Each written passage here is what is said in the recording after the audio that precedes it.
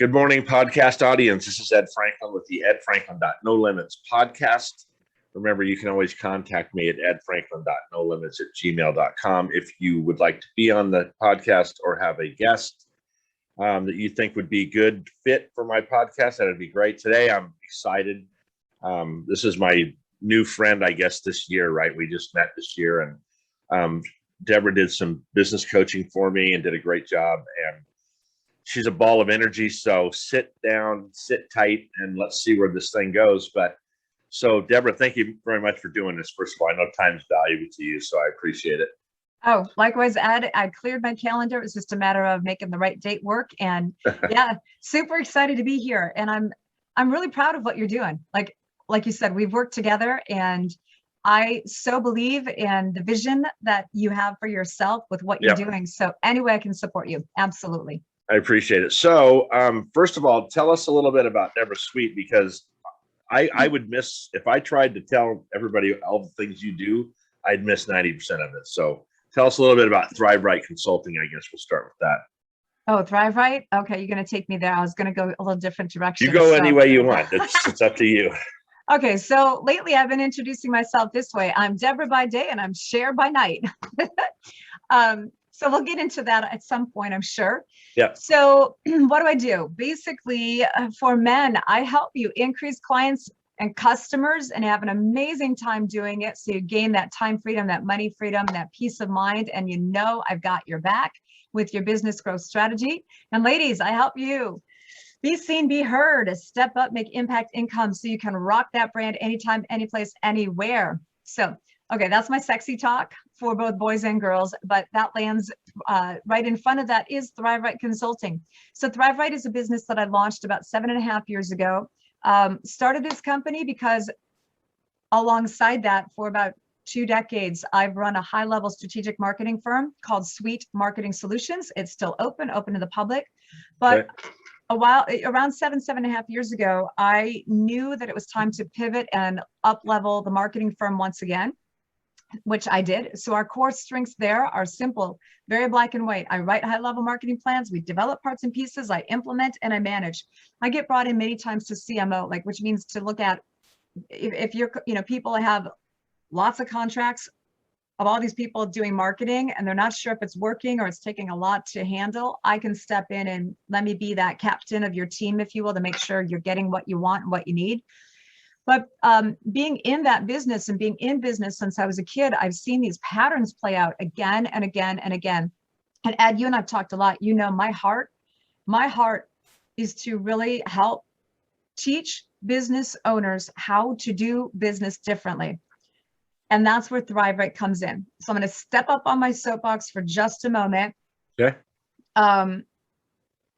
I've chosen to be that little pattern disruptor, if you will, contrarian, however you want to call it. I used to call myself a silent rebel. Now I'm just open about it. But I don't agree with a lot of the business practices and a lot of the things that thought leaders have taught us over the last couple of centuries and sometimes even millennia as it relates to how to do life and do business. And the reason I say this is that for all these years, I've had people come to my door saying, Deborah, help me. What I'm doing for marketing isn't working. What I'm doing for sales isn't working. What I'm doing to grow my business isn't working. I'm stressed. Why isn't it working? So Ed, I've been inside of thousands of businesses, and my job at the front end is let's vision. Who are you? Where do you want to go? What is your objective? Let's take a look what is working and what's not working and why. And in that thought process, my job, right, my roles, I kept seeing these patterns play out again and again and again that I knew were getting in the way of businesses having short-term, midterm, and long-term success. So 7.5 years ago, when I up-leveled the marketing firm, I started a whole new company called Thrive Right Consulting. And that's what I do is I groom business owners on how to get in front of and lead their company in a way that is so true and so real and so effective that now they can actually have a brand and a company that they're confident about, and that life becomes a lot easier because they get the results that they want. So there you go. So I got an interesting question for you, and it's going to take us down a weird path, I think, because you mentioned something earlier. Okay. I was involved heavily with another business organization that I'm not so much involved with now. Mhm. and they started a women's networking group. And having 7 daughters, I've never separated my daughters out from whatever was going on with guys, right? Right. Why do you think that's important for women to so I guess my question is, do you approach women's goals different than guys, or do you Okay, see some separation there? so fantastic question. And my answer is yes, I've learned that women do business differently. Okay. And so why I can say that is that I grew up first and foremost in a highly masculine environment. So this is me. I can go from desert dirt to dripping in diamonds in a day, and I love it. I'm very rugged, but I like to get dressed up and look like a girl too. Okay. That doesn't mean that I was girly, because I grew up in business environment, home environment that was extremely masculine. So the way that I was raised personally and in business was very masculine. That's one aspect of how business has been done, right? It's very masculine. Masculine energy is extremely important. And so the point of relevance, before I answer your question, is that for years, I've worked in highly competitive environments. I was the girl that often did, like, I rise up really fast because I have strategy. There's an approach that I take that helps me be successful. Mm-hmm. But even in the marketing firm, the majority, 98% of my clients are men, and they're alpha men. And in that, I even have that most alpha of the most alpha male. I named a program after it. It's called the Alpha Dog. So, yeah. And so living in that world, I speak guy very well. I have man talk. I get it. I'm still like, even in my household, I have boys, I have my husband, we do a lot of masculine things. But what was interesting, Ed, and this is leaning towards your answer, is that I am feminine. I am a woman, but and over my years, I've realized that through some things in my life, what was yearning to come out was more of my feminine nature, but I had no freaking clue what that really meant or how to be that way. And so I'd say about 12 years ago, I got a vision to, it's kind of a divine download, it was, where I mapped something out that was for a women's conference. And I knew it because I was praying. I was in the most boring event I'd ever been to in my life. And to keep myself patient, I prayed for 7 hours because that was keeping me calm. I had no way to leave the event. Right. And so in that space, I got this download, and it was amazing because it was the framework for content and a concept. And what flashed in my brain was me in front of a room full of women teaching women how to do business. And then I also heard, the first year is for women. After that, it doesn't matter. And I sat there going, oh crap, wow, this is really cool. And I marveled at the brilliance of what brain dump. Yeah. And then I thought to myself, well, crap, I only work with men. Why was I given this, and what am I supposed to do? I had no idea how to have good networking relationships with women that were going to be trustworthy and have a sticky factor, right? So at that point, I decided I wanted to learn, how do women do business? So one thing led to another, and I started going to this itty bitty networking group, and it was 3 women in the room for a year. Now we're all high masculine. Right. We're a perfect fit. And I still love those women today.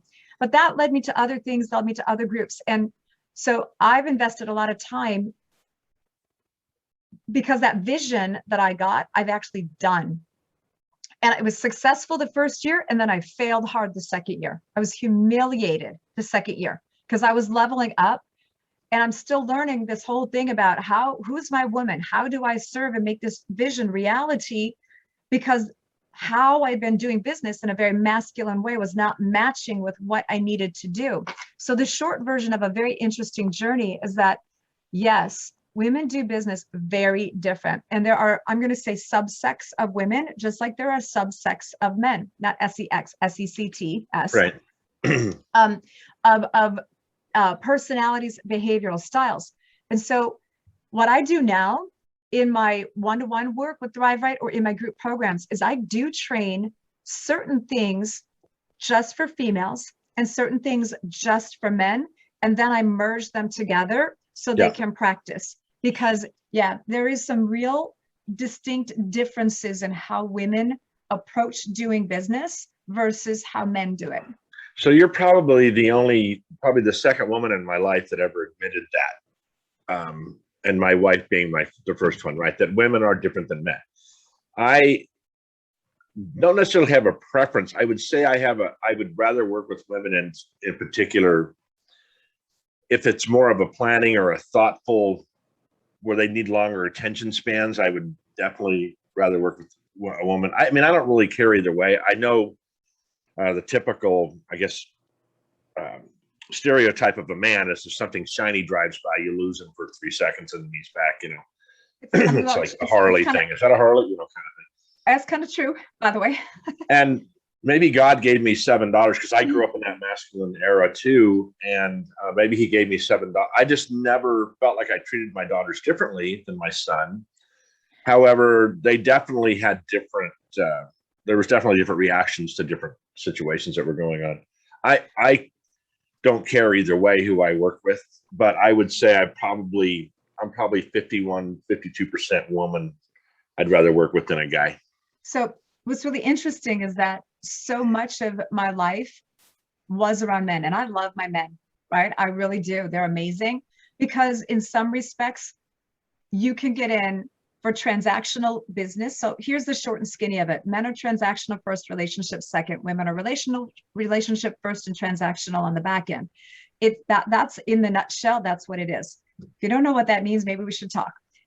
But what I know serving and working with the volume of men that I have, the men that I choose to work with, they're very coachable. This is my bottom line criteria. All my clients must be coachable, approachable, and committed to investing in themselves and in their business. Bar none, that has to be number one. And what's I think is interesting is two things with my men. One is that they actually all really care about what they do. That's important. Like for me, that's a value attribute. They genuinely care about providing a good service. Because I'll ask them, what's your motivation? Well, I just love what I do. Now, my alpha dog, he wants to make a lot of money, but he loves what he does, right? The ladies, though, when I work with them, they need a little bit more support. And there's a lot of reasons behind what I'm about ready to say. But the women that I work with, most of the time, they're brilliant. And they have served family, business, others for a very long time. And they are smart, very intelligent, extreme multitaskers, really good at a lot of things all at once. But they're at a point where they want to now do for themselves instead of being lost, like kind of losing an aspect of who they are by doing so much for others. So my women need to kind of rebirth, rebrand, reconnect with themselves. And that's where they're looking for a little bit of they need an environment, or they want an environment where they can show up a little messy and have support without judgment. And that's really important. So that's part of what I provide in my one-to-one and my group programs with them.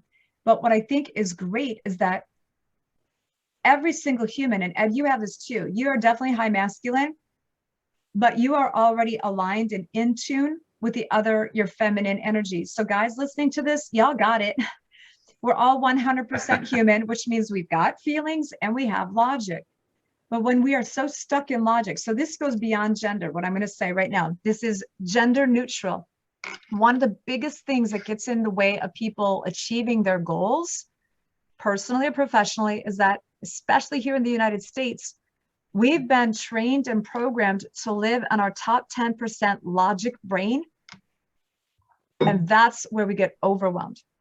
So what does that look like? I've got a to-do list that's miles long. Oh my gosh, there's so many things I have to do. I can't handle one more thing. I don't know what to do. Like we get stuck in our to-do list. And the reality is we are, as a human, I talk about the H factor. That's my word. The H factor is my term called the human factor. My platform is let's bring the whole human. Let me help you heal whole. Show up as that real full-on person in business everywhere. So guys, you can be strong, you can have fun, and you can get it done, but you can build lasting relationships with your clients along the way. And ladies, you can have that space to heal and give yourself permission to rise up, be seen, be heard, and let's get you making money along the way. I mean, I call that my simple brain approach. That's what I'm about. So I'm always, and the reason I ask the question, I'm always hesitant to segregate groups, right? You sit in that group, you sit in this group, you sit in that, because, you know, just because of unity. So let's shift gears a little bit. Thrive Right Consulting, you do business coaching, one-on-one business coaching. What do you find, I guess, what do you find is the primary problem people are running into in business? Oh, I can tell you that. Is there a common denominator that you kind of find with all these people searching? Absolutely. So they want to be successful. I was talking to a person this morning, a sales guy. We talk every 2 weeks. We just became friends over the last 5 years. And I told my wife, I'm very proud of the progress he's making, because he's becoming much more open to suggestions, right? Us guys, we go, nope, we know how to do it. This is the way we do it. This is what we learned. And then and I felt like I've been like this for a long time, where I could go, well, you know, what do you think? I mean, you know, tell me what you think. It's not demeaning to me for you to have a different opinion. And so anyway, what's that kind of common denominator you find in people? And if you don't find it, are they an ideal client still? Okay, awesome. So I've known this answer for years because I used to complain about it, and it's actually what keeps me in business, right? Right. So there's this. I'm going to present one coin with two sides to it, because both sides are important. So the one coin is that 98% of businesses do not have a strategic plan. That's it. So let me kind of tap this side of the coin first and what that looks like and sounds like. The traditional entrepreneurial process is, I have an idea, maybe I've done it for somebody else, I want to go do it for my own self now, for time freedom, money freedom, and I think I can do it better. Like, that's entrepreneurship, simple. Okay. So you go off, and now you're going to take your knowledge, your skills, your passion, your desire, and you fly by the seat of the pants, because you know how to do something. But just because you know how to do something doesn't mean you understand all the component pieces required to build a business. I learned a lot of that through the chamber when I dealt with companies. Yeah. Absolutely. And so building a business, one of the goals that all business owners should have is to be able to groom themselves so they create, they take themselves out of their company. When you have a true business, a business should have an entity, lifeblood, essence of its own. So you, as the founder, the owner, you should be able to walk away and that company is still being profitable and successful, even if you're not involved. That's business. You cannot do that by winging it. Winging it is not a strategy, and people know it when you're doing it. So this comes in twofold. So I'm going to lean on this. So for two plus decades publicly, I have been writing marketing plans. I've been inside of thousands of businesses, and I've seen the most businesses do not have a written business plan. So here's a business plan. And if you follow a cookie cutter template business plan, that might be 20, 25 pages, right? First of all, knowing what to answer and how to answer it, that's a skill. So here's a business plan, and usually there's a page in there for marketing. Well, that's conceptual. How to take concept to implementation, that's strategy. So when I write marketing plans, I have the conceptual, and this is how I would sell my marketing plans. Here's the conceptual, and then boom, we do all the research, and we're going to put it, we beef that puppy up, right? So if I'm ready, if people invested with me to do a marketing plan, that's great, but they still didn't have a macro business plan, a business plan that's going to sustain you for short-term, mid-term, long-term, and your exit strategy. So having a business plan, a sales plan, a networking plan, a marketing plan. If you're going to use events, there's plans around events. So strategy planned out ahead of time is so ridiculously important. And that's where most people do not take the time to slow down. If you only knew how many times I heard, well, the plan is in my head, I don't need it written down. Yep. That's why so the other side of the coin with that belief system is right here. When you wing your business. You're flying by the seat of your pants. You unintentionally create what I call an upside down business. So here's a visual for those of you who can see, for those of you that are on audio only. Imagine a V in front of you. Okay. I'm putting my hands together with making a V. The bottom point, which is pointing down, that's you at the bottom. That's you, the business owner. And that V on top, that funnel on top, that's your business. Most people build a business upside down. And what that means is that the owner is going to push their way up through growth. And the bigger you try to expand that business, meaning you're going to bring on more sales. It's always usually about sales. I need more sales. I need more customers. I need more sales. I need more customers. Well, what happens is that it just takes one thing to implode that business. It could be an internal influencer. It could be an external influencer, right? 2020, massive external influencer. 2008, massive external influencer. 9/11, massive external influencer that impacted many businesses.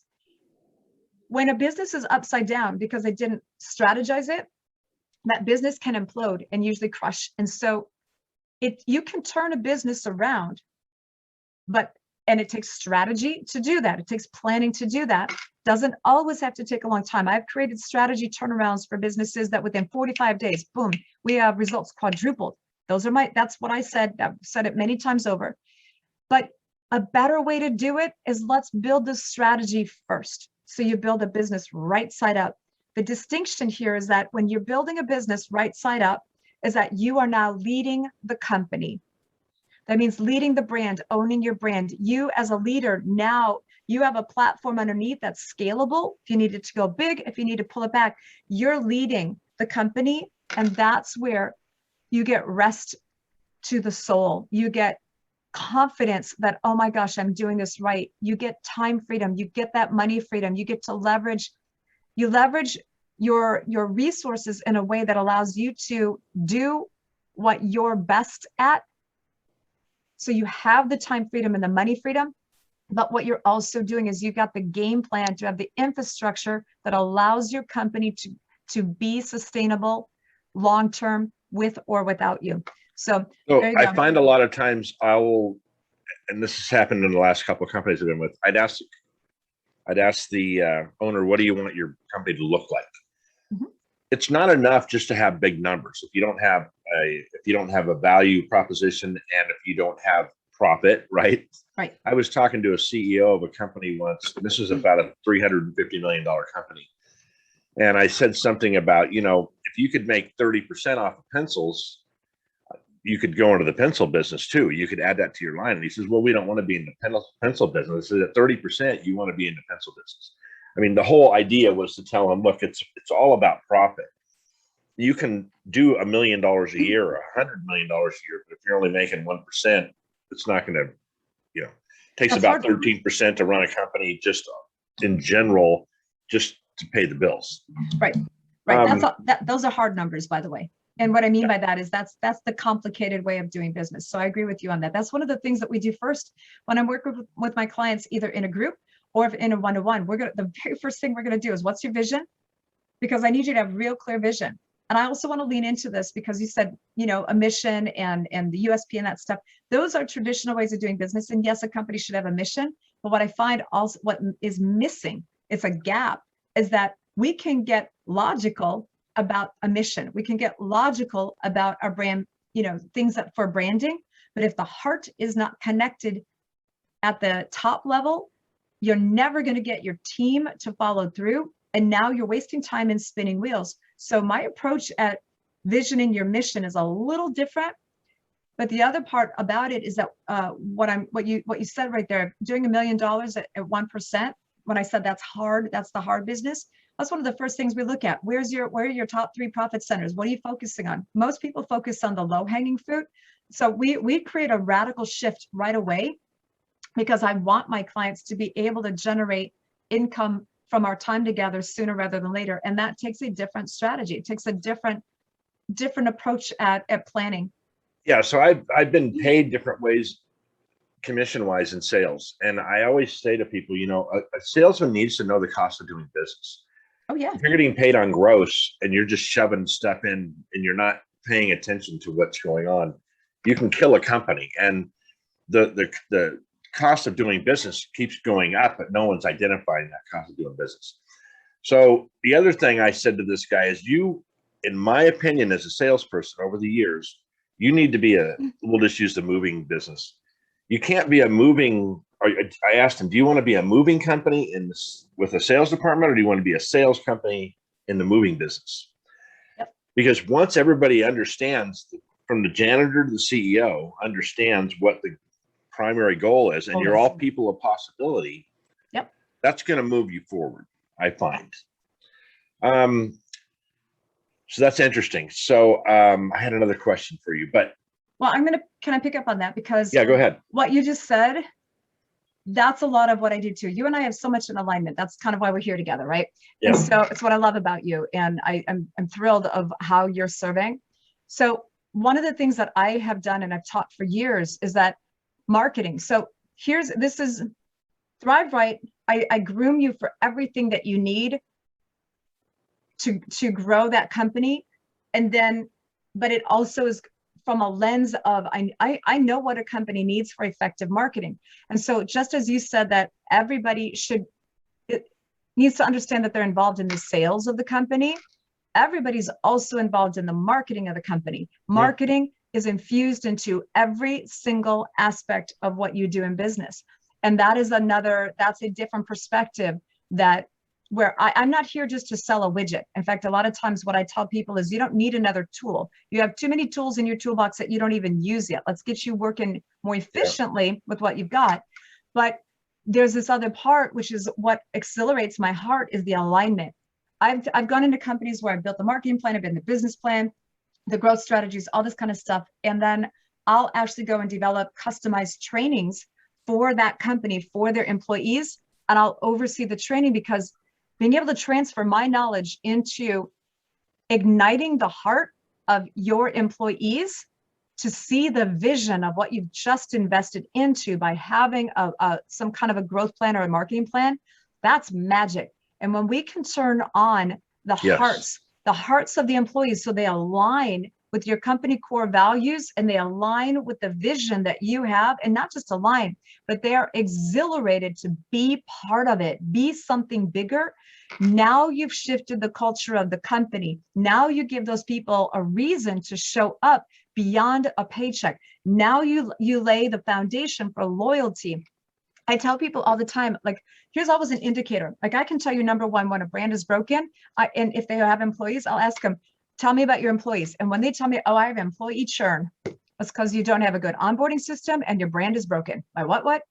No, I just need workers. No, your brand is broken. Did you know that your hiring process is part of your marketing and your branding process? Yeah. It's part of your onboarding process. So, okay, I'm going on a soapbox here. No, I'm big on this, because I used to when I was in the moving business, like outside of my office, there was a gal that talked on the phone a lot. And I'd say, you need to smile when you're talking on the phone. And she thought that was the craziest thing. I said, let me tell you, it makes a difference when you're talking on that phone. I don't think, a couple things. Companies with owners our age or older have a problem with culture, because they grew up in that masculine crap in the 80s, right? Right. Sales and marketing, I went to that company and they said, well, we have a sales and marketing guy. I said, that's two different jobs, right? You understand. And I use this analogy. See if you agree with this. You walk into a bar and you see a woman at the bar, and you walk up and ask her out, and she says, no, I don't even know you, get out of here, right? So that's bad sales, right? You don't have. That same girl is sitting at the bar with a friend that knows you and says, listen, Ed's a good guy. I've known him for 20 years. He's blah, blah, blah, blah, blah. That's marketing. That's credibility. Yep. Right. And then I come in as the guy, and then I'm the salesperson. Right. Then I sit down with her and I get to know her, and we build that relationship. And a lot of people think sales and marketing are the same, and it's not the same. It's two different jobs. And it's also the first thing most companies cut when the shit hits the fan. Well, how did I know you were going to say that? I know that. Talk to me about that one. Yeah. And that's where I have I'm picky about the people that I actually do marketing for. When 2008 came, I was going into a 7-figure year building high-level marketing plans, 3, 5, 10-year, 10-year out strategic marketing plans, concept, execution, everything. So when 2008 came, we lost, just like many people, we lost in 3 weeks. I lost 3/4 of my business. People were saying, Deb, I can't give you 20, 30, 40 grand. Here's $200. Keep my doors open, right? The people that were willing to dig in deep and be consistent, that's important, be consistent. Even if it was only $200, we got them because I pivoted, I paced, we adjusted, we changed up their strategies, and they're still in business and they came through it. Yes, with some bumps and bruises, but they're still here. All the people that cut that first, they're just stuck. They're either out of business or they're going to be always stuck in that eternal cash flow. It's the other thing I hear too, around marketing is, well, I'll ask, so consistency. I want consistency. That's important. Consistency to me is more important in your marketing and growth budget than the dollar volume. Now, dollars the more money you can invest, the more you can leverage your time, but it's more about consistency. And another thing that goes with this is that there's another belief system that is so false, that keeps people upside down and in the wicked cash flow. And that is, well, I need to turn on my marketing when times are slow. And then when times are good, I can pull back. Yeah, no. That will keep you so stuck. You want to increase your marketing before your slow time. And when the good times are happening, you're going to stay there and maybe turn it on just a little bit more. And that's what when I'm strategizing, I actually work with those cycles. So we get rid of those up and down cycles, because marketing and sales, who is it? Peter Drucker said this, right? If you don't know Peter Drucker, he's a very influential in the world of marketing and sales. Every business, the real business is sales and marketing. Without it, you don't have a business. So it has to be part of that culture and that process in the system all the time. Yeah. And in 2008, I was a manufacturer's rep for a large fan company, who's the largest fan company in the world. They were about $350 million, headed towards $1 billion relatively quick. And this guy is a great leader. He got it. One of the few leaders I've ever, and I have a question about that. We're going to shift directions in a second. Okay. He said, I choose not to participate in the economy. Yep. And everybody's looking at each other like, what the hell is this guy talking about? During that time, probably the next 5 years, they went global and went to China and some other countries and increased their annual sales by, probably doubled them over the next 5 years. And it was such a crazy concept, but it was really true. I mean, he just decided, we're not going to participate in that. Let's find other ways to grow this company. Oh my God. And they did that. And yeah, it was really interesting. So I always ask my guests 2 more questions, and then I'm going to take it a whole nother direction. Okay. Do you think that leaders are born, or do you think they're developed? Very good question. I talk about that in one of my leadership books, actually. In fact, all my leadership books.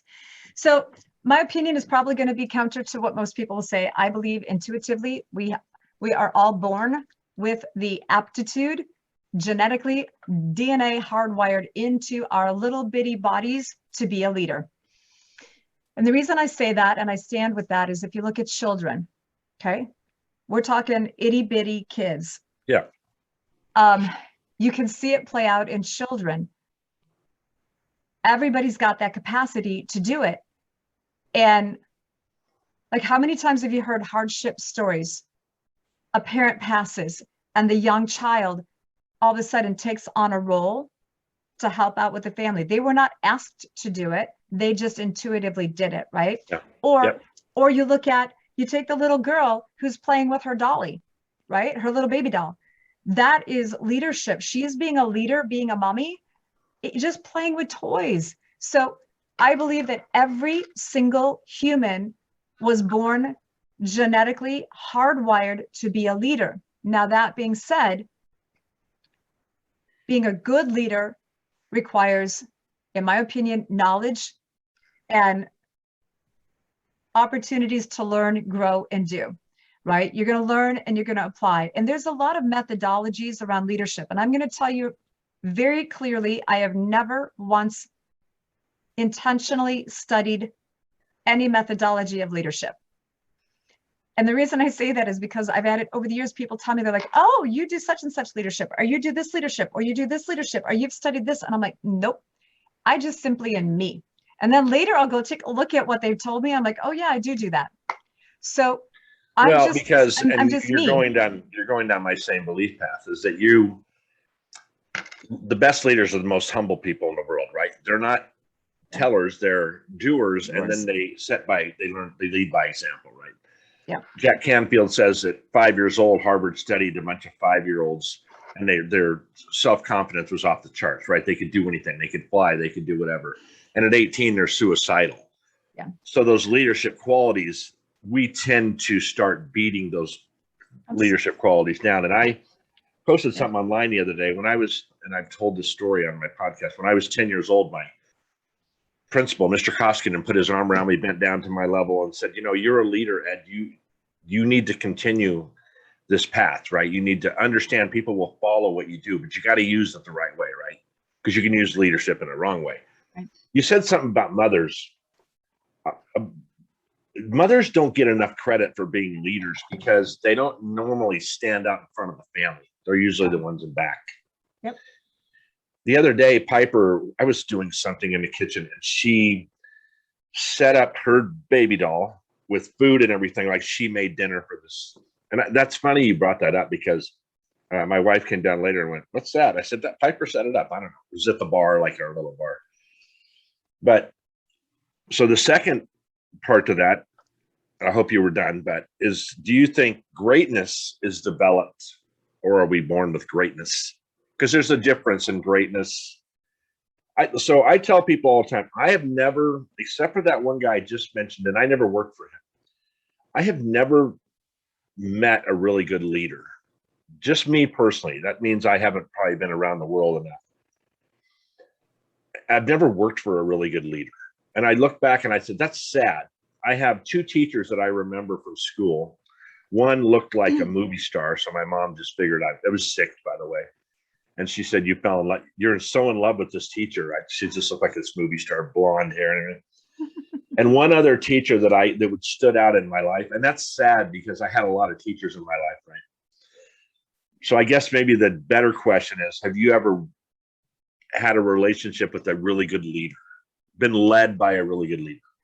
Awesome. Actually, I'm going to answer your first question because nobody's ever asked me that. And I think it's a brilliant question. Okay.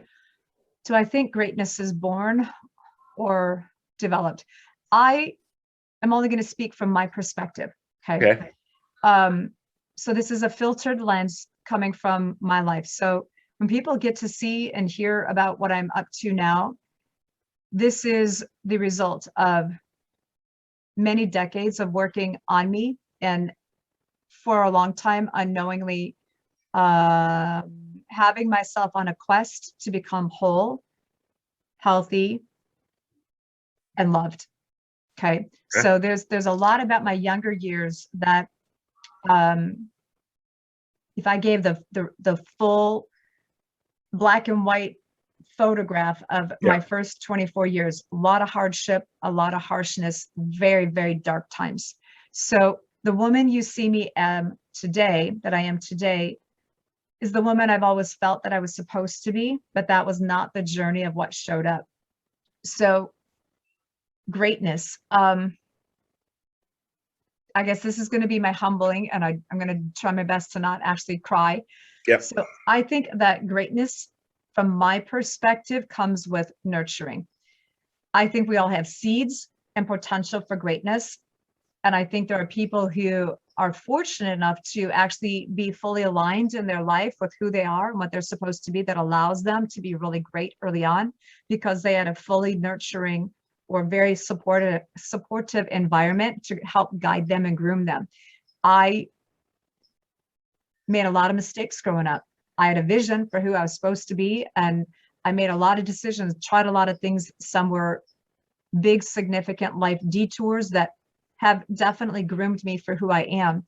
But I would like to believe that the woman that I am today, I'm now allowing my greatness and my skills and my goodness to be fully present and not hide it anymore. But that took a lot of time of working with me doing the really tough inner work to let go of some really disempowering beliefs that I grew up with. So the second part of your question, what was it? What was the second part? Oh, the You've people ever that been I met. around a great leader? So, yes, it's interesting. I would say that there are two teachers, you talk teachers. There were two teachers that when I was in my younger years, who were very significant in my life. One was my music teacher. I love him dearly. Sadly, he is not here anymore. I had the opportunity to school with him ahead of like grade time, right? So he was my music teacher. And I've always, my little girl passion was that I was supposed to be a dancer. That just didn't happen. So I channeled that passion for music into performance. And there was a lot of things. And without going deep into this story, let's just say that one of the beliefs, I was told that I wasn't good enough to sing, even though I was given lots of selected many times to sing. So I leaned into performance, and saxophone is my main instrument. Now, I knew in grade school, I started later. I wasn't allowed to start with everybody else. One thing my parents did that was good is they gave me private instruction. But when I got to high school, it was my first time of being in an environment where it wasn't quite as structured. And what was happening is I was getting distracted. My grades were kind of slipping and I was having fun, sort of, right? So anyways, this one day, this teacher, I was leaving the big band room and I was doing music with him a few hours a day. I was leaving the band room. So I was a freshman and he pulled me aside, got right up in my face, kind of a big dude, right? Kind of built like you. He got up in my face and he's like, "What are you doing?" I go, "What do you mean? What am I doing? I'm going to class, right? I'm 13, right?" Now, mind you, I didn't talk as much back then either. That was the thing. I was brought up where we don't speak very much. And so he's like, "No, what are you doing?" Like, "What do you mean? What am I doing? I'm going to class." He goes, "What are you doing? You're screwing up. You have talent and you're throwing it away." And he went on with more conversation that I don't remember all the details of it, but basically he called me out. Number one, he saw something in me that I didn't see in myself and nobody else did. Number two, he was the first adult that really stood up for me. He put a stake in the ground for my success. And the outcome of that conversation is that in his words, I went home and I really reflected on that. And that was the day that I decided, being a music performance major, making my living doing music performing, writing, singing, playing, that, like traveling the world with my music, that's what I wanted to do. And that man, every year after, did so much for me that I know I got special treatment, but I also know that I was the one at home woodshedding the hours to rise up to the occasion. So he was so important in my life and taught me so much. The second one was my English teacher. I didn't have to take her as a teacher again. And as a freshman, she was always kind of mean. She was really strict. She was older. She was very old, not very old, but she was older. And it was time to choose classes again. And I started looking at, do I want to take her? Do I not? Now, writing had always been easy for me. And I thought I wanted to learn from her because she had some other classes that I could take. But I was assessing her as a teacher, like, man, why is she so mean and angry all the time? And then I looked around the classroom at my classmates who were always screwing off. I'm like, oh, I think this is why she's always mad. So I decided to take another class with her. Game changer. Totally different woman, because she had a classroom of students now that wanted to be there. And she was the second teacher that really advocated for me. And she would do a couple of things now and again. Like, she was that woman that I could go to as a mentor. And I could talk to her about deep things on my heart that were very private, that I didn't have a safe place to go to. And she would give me some counsel. So I do, I've had a few others, but I would say those are the two that are the two of the initial ones. And what I've learned to do, Ed, is I take every situation as a learning situation. Sure. I think mentorship and leadership can show up everywhere, but it's about discerning what's right for you. And so anyways. Well, I think I had an author in a book that explained greatness to me. He was explaining how saints become saints. And I've said this on my podcast before, how none of these saints that we have in the Bible, if that's your thing or whatever, were saints when they were born. Well, there were two, but that's a whole nother conversation. And these people that became saints strung these little moments together, right? Defining moments, you can call them holy moments, whatever you want to call them. And I think as you're doing those small things in life and stringing those things together, that no one sets out, I don't think, and says, I'm going to be great in my life. I don't think that's the word they would use, but I think greatness is kind of always in retrospect, right? Oh man, that guy was great because he did these things. You don't say, boy, you're going to be great if you do these things. You have to do them. You can't speculate. Yeah. A couple things that have happened while we were talking. Your demeanor changed when you started talking about yourself, which was interesting to me, but it's genuine. I like that because it's real. I was talking to another person that wants to be on somebody that wants to be on my podcast. I wasn't talking to him, but the guy. And I told him, look, this is about a genuine conversation. This is not, I don't want anybody too polished because then they sound like they're lying, right? If you're too polished. So I appreciate you being genuine about that. Yeah, I like I said, it's funny that you haven't mentioned a leader as an adult, right? That's just interesting to me because we should be having an abundance of great leaders in the world. We should have, but we don't. And that bothers me. So I was talking to a woman last night that has a son that has very, very low self-esteem, probably 30 years old, his son. And I said, if I flew to Arkansas and sat down with this kid for 20 minutes, I could draw things out of him that you never can imagine. No, you couldn't do it because I said, no, I could do it. I could do it because this kid's been beaten up so much in his life. He needs somebody to come in and go, hey, you're going to have to change your way of thinking and understand that intrinsic value you have in yourself. And I have that ability. Everybody has that ability, by the way. I just kind of choose to, I want to magnify it when I'm talking to somebody. Tell me about this. Tell me about that. Start drawing those great things out. Because the other thing you did, and everybody does this, I'm not trying to embarrass you. When those good memories came up, your demeanor also changed. It lightened up, right? Your eyes brightened up, things like that. And that's what we need to be doing to people. Absolutely. Now we're going to have some fun. Let me tell you how I met Debbra Sweet. I was on what were we on? We were on we're at David Zamaya's thing. Yeah. His business. And you came on and did your thing. And I'm like, oh, she's okay. She's talking about coaching and this and that. And about 15 minutes later, I look on the screen and who do I see? I see Cher, or a version of Cher. So tell me first of all, tell people what this side gig is, or it could be your main gig and this could be your side gig. I don't know. Tell us where the hell did you get this concept from?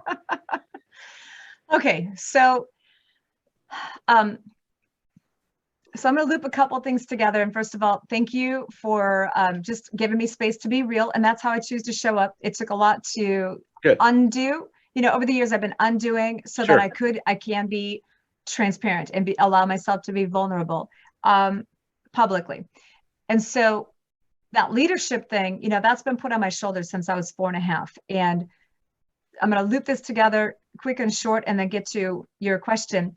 I've always just, the simple version of who I've always been, it started with that quest when I was 5 and then 10. 5 was about music.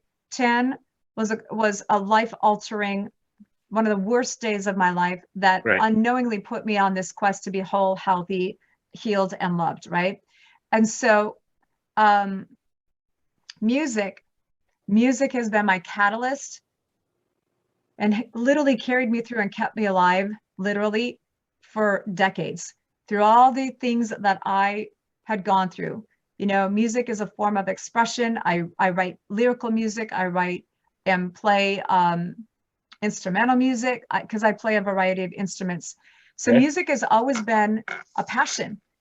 when I moved out here. I moved out here for music. So I moved out here, musician, we performed for years. Well, life threw some pretty significant disruptions that were health related. And we had taken initially a pause. We were getting groomed to go into a label. Actually, this is so cute. I happen to have this. This is my first album. What's the name? The band name, this is all homegrown. This is called Debbra Sweet. So Okay. Debbra Sweet. That was me. That's my husband. And that actually is our buddy Mark. Mark's the reason that we all met. But anyways, the music that's on here is ridiculously good. And we are getting groomed to be introduced to the label. This is the way you used to do it. Anyways, long story short, there was a vision that was connected to this for years, performing with my husband, you know, taking our music, going global, just like every musician's dream. I want to be a rock star. Well, Sure. Back in the day, the process was you needed to get found, get signed, get brought into the labels. And we were getting groomed. We had a guy that was bringing us through. Well, in 2001, 2, 3, something like that, this thing called MP3s came out, and it was a disruptor of the industry. Sure. So at that point, we decided, my husband and I decided to take a short pause and let the music industry figure out how it's going to make money. And then we would network our way in. Well, life happened. I had babies, sold businesses, built businesses, and then I had this health injury. So there was a couple of seasons where I literally couldn't do music because the sound waves, the lights would cause seizures. We didn't know that I'd been living with a severe traumatic brain injury that was impeding and showing up because it had gone undetected for 30 years. So during that time is where I gained my skills in becoming a writer, learned how to be a motivational speaker. You know, my introvert was allowing herself to grow and show up on a different level. So fast forward 2019, I'm through rehab of my brain. I'm doing good, and I can finally be around music. Like I can be on stage and not have a seizure. I can have lights and not have a seizure. So inside, thank God, literally, when I had the injury, it did not, like my music center is fully intact. Now ask me about a movie I saw 2 days ago. I won't remember that. My brain lets go. Okay. So how the share thing came about was twofold. 2019, I started auditioning. My husband's in a different band. He just doesn't want to play together right now. He's doing his own thing. Okay, fine. We agreed. I'm going to go do my stuff. So I was auditioning for lots of bands. I know I'm good. Now I knew I was rusty, meaning hadn't publicly performed for a while, but I knew I've like my base. I have not stopped practicing at home, right? So auditioned, and failed, almost got picked up. Nope, somebody else. So it was kind of a mentally rough year for music for me. So at the end of 2019, I finally reached out to some friends of mine that have known me for a long time, and I was just a little frustrated. I've known them for a long time, and it was in November of 2019, and I'm like, her name's Deb. I'm like, Deb, I've been auditioning. Am I really bad? Because you've all had me play with you many times, right? And I told her what was going on, and she's like, you know what? Why don't you talk to my husband? So I talked to her husband. He said, show me what you're auditioning with. So I sent him what I was auditioning. I stood right here and I did a cappella. I had no band, but I'm like, I'm going to show that I can sing. I'm totally exposed. I did a variety of songs. I'm putting myself out. I had old music. I had lots of stuff to show. And my buddy Mike, finally, he looks at my stuff because he told me to give me feedback, and he calls me up and he goes, Deborah, you know that I love you, but if that's what you sent me, I wouldn't hire you either. Like, crap. Okay, why? It was not that what I was doing was bad. It was just the format. He goes, here, this is how we're doing it today. So one thing led to another. And then he goes, why don't you do this? He goes, we have a show at the beginning of December. You've sang with us, pick some tunes, come out, sing some songs, get some fresh video, get a band behind you, and maybe that'll help. So December 6th, I went and sat in with them. My girlfriend, Marcy, you know Marcy, she came out and did some video for me on my phone, right? So I sang 4 songs and 2 Christmas songs, and that was it. I get done singing, and I'm sitting just in the crowd, just enjoying my night, having a great time. And then this man is sitting next to me, and he's like, oh my gosh, when are you going to sing again? I'm like, what? He goes, you're good. He goes, I want to hear you sing. What are you going to sing again? Well, this is my friend's band. I don't know. If they call me back up, I'll sing again. He goes, no, no, no, no, no. You need to be in Vegas. I've worked in Vegas. I'm a singer too. You are really good. I want to hear Oh, you wow. again. When are you going to sing again? You need to be up there. I'm like, I don't know. And then he goes, okay, well, what do you like to sing? And my little girl goes, well, it's easier for me to tell you what I don't like to sing. I sing happy, positive, fun songs. I don't sing negative stuff. And oh yeah, I typically don't start out with share, because when people hear me do that, they think that's all I do. End of conversation. Okay. Sidebar. I only sang 2 share songs ever in my life. Right. Believe in a version. My husband and I have this kick-ass version of Gypsies, Tramps and Thieves that we used to do all the time. That was it. So how share came to be is that 3 weeks later, I got a text message from a woman that I briefly met on New Year's Eve. And she goes, I've seen you. I've heard you. I need to know where your share band is playing next because I'm booking you. Oh, nice. This was 3 weeks after I met the man. And I'm looking at this text message going, I'm laughing, going, oh my God, I don't have a band. Now, in between sitting here with my friends, I got the little video. I did go do a professional recording gig up in Orange County. So I'm doing some backing vocals. I worked with a producer that when I walked into his, it's gold and platinum everywhere. And around the corner, there's this wall of Cher. I'm like, oh, well, I kind of like Cher. Cher has been an avatar of mine as a performer and as a speaker for a long time, but not something I ever talked about. Right. But my avatar was Cher, Jack Canfield, Martha Stewart. That was my avatar. Crazy little mix, right? So anyways, Cher starts showing up in different ways. Well, I still didn't have a band. I did the recording. It was a get in, get out gig. I'd auditioned for another local band that hadn't hired me. I don't have a band. So I was going to text this woman back and say, oh, you have a mistake, but I chose to make a phone call. And I laughed and I told her what I'm telling you. I'm like, yeah, I think you have a misinterpreted conversation. I don't have a band. I certainly don't have a Cher band. I've never performed as Cher. And she goes, okay, I can say this with you and your crowd. She goes, girl, get your shit together, get a band together. I've seen you perform. I've seen your video. You're kick ass. I'm booking you. I need you. You're already in my contracts. Ed, this is when life shows up and you talk about say yes before you're ready. Yeah. I was in a space right now where I was already coming to terms with the fact that my husband doesn't want to play with me. I had never envisioned a solo career, but a lot of things were coming up. Go solo, go do your own thing. You know, that's being a leader of yourself. Sure. And now here she's saying, get your act together. I must have given her 15 excuses of why I couldn't do it. And every single time, I call her my little pit bull. I go, she's my bulldog, excuse me. Every time I said a reason why, which was just all a limiting belief, she had an answer. I'm like, well, I don't have a band. She goes, well, I'll get a band together. Well, what about, I've never performed as her. I've seen you, you're going to perform as her. Well, what about the costume? She goes, well, I was a dancer for 15 years. You're a size 3-4. You don't know this, but I have a closet full of size 3-4 clothes that are all dancing clothes. You're going to wear my clothes and it's not an issue. Get a band together. I'm booking you. So, I mean, eventually, sometimes I'm slow on the message, right? So I finally just said, hell yeah, let's go do it.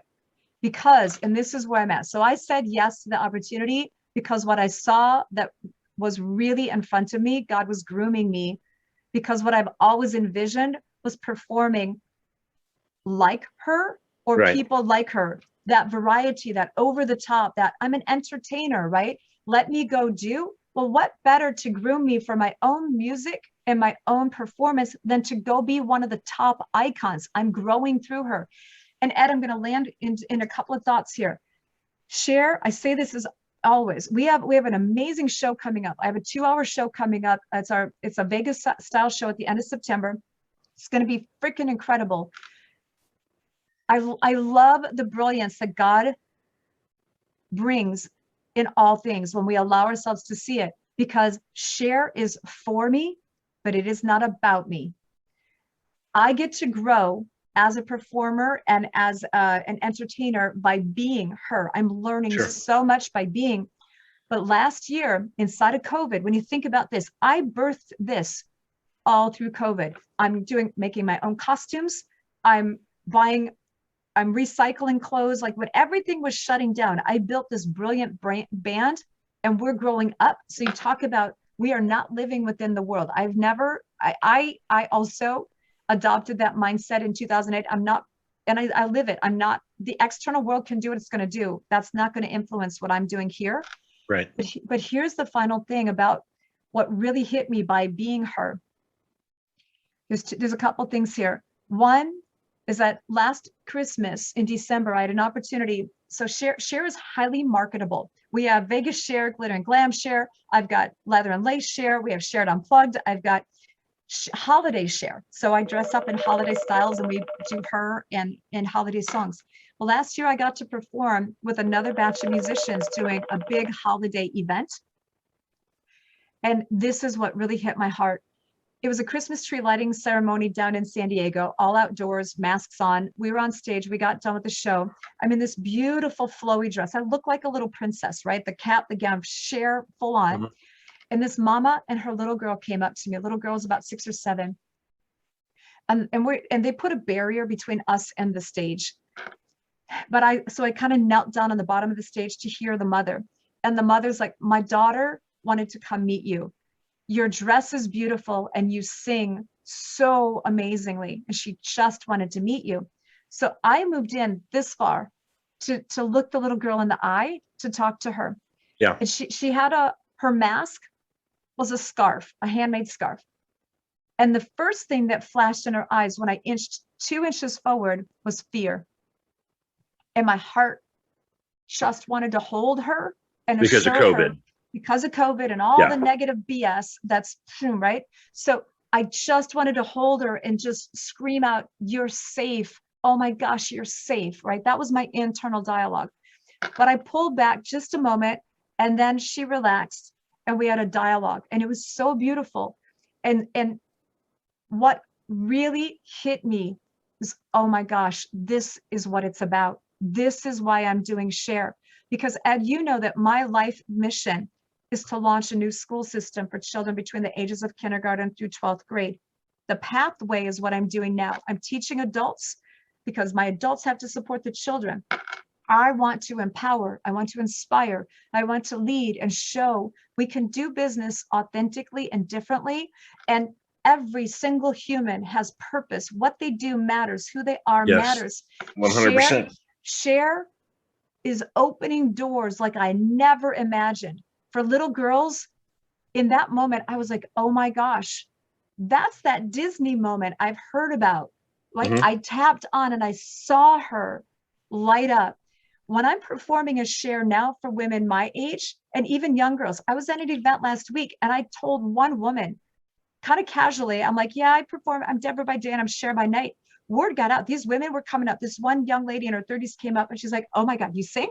I'm like, yeah. She goes, I heard you do Share. I'm like, like word went through the room. There's something inspirational about me performing as her that is igniting the hearts of possibility. And that's what I'm actually calling my show that. This is my possibilities tour. I'm freaking in my 50s, coming off of all of these injuries and all of this crap. I'm living my life backwards. I want to show that life is not done, that there's so much more we can do. And if I can inspire that hope, this is me. Let me inspire hope, give you courage to take action on your dreams, and then show you how to make it happen. Then I fulfilled my purpose. So there you go. So that was awesome. And that's exactly what I wanted to happen. Was I wanted you to do that. And I had a couple of weeks ago, I did one of my podcasts. I was a solo podcast about, we'll buy these books and we listen to CDs, and I listen to a lot of motivational things and this and that. And I stopped my Audible membership and I had 12 credits left. So I bought some motivational stuff just to fill up my phone. And I was talking about Navy SEALs, how it's very hard to relate to a Navy SEAL. You can get up and listen to these bitchin' stories they tell, but I was not a Navy SEAL. I mean, I couldn't even do what they do. Plus I'm too old. Plus there's a lot of reasons why. And sometimes it's hard to resonate. And sometimes you have to resonate with locals or family members, and you have to look for those heroes locally, right? You need to, so you can touch them and you can relate to them and you can understand that, listen, I can't be Michael Jordan, but he can still be an influencer to me or a motivator or I don't like the word motivation only because it can be temporary.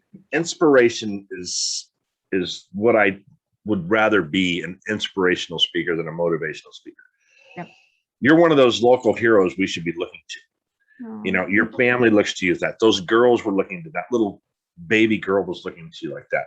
And I appreciate that about you because you're more relatable than, you know, Queen Elizabeth, because I don't know her. I'll never talk to her, but I can talk to you all the time. Thank you. So I can't thank you enough, first of all, for being on here. Do you that show? I want to try to get to that show. The last one we had, some hiccup came up with kids. It's usually always kids with me. But I have that recorded down because you sent me the information. Is there somewhere people can find out where that show is, or a website or something? Absolutely. The main website for Shared is CHERD music.com. So it's share plus D for Deborah, sharedmusic.com. But to get tickets, and so on there's a graphic that's talking about this show. It's on September 24th. But to get tickets to the show, because it's going to be ticketed access, it's sharedevents.com, CHERDEVENTS.com. Sharedevents.com will get you tickets. So we have this is not just a show, it's an event. It's fun. Send that to me on the email so I can make sure I get that on when I promote this. Will do. Listen, I'm so glad I met you because likewise we have some you just mentioned something else that you had told me before, but some things have happened since we talked before that may align us. We may end up being closer than either of us want to be, but there's some and I have to explain it to you offline because this can take forever. So again, thank you very much. Thrive Right Consulting. Stay on for just a minute. I have something to tell you. Everybody, edfranklin.nolimits@gmail.com. If you have any questions or you know somebody or want to be on a podcast, please share my podcast. I'm doing like everybody else. I'm trying to get more listeners. And edfranklin.nolimits@gmail.com, and that's edfranklin.nolimits is my podcast. You can watch it anywhere. I'm on our iHeartRadio now, Apple, everywhere you find a podcast, I'm there. So thank you very much, everybody. Keep sharing. Again, thank you, Deborah. And I'll be talking soon. Thank you. Thank you.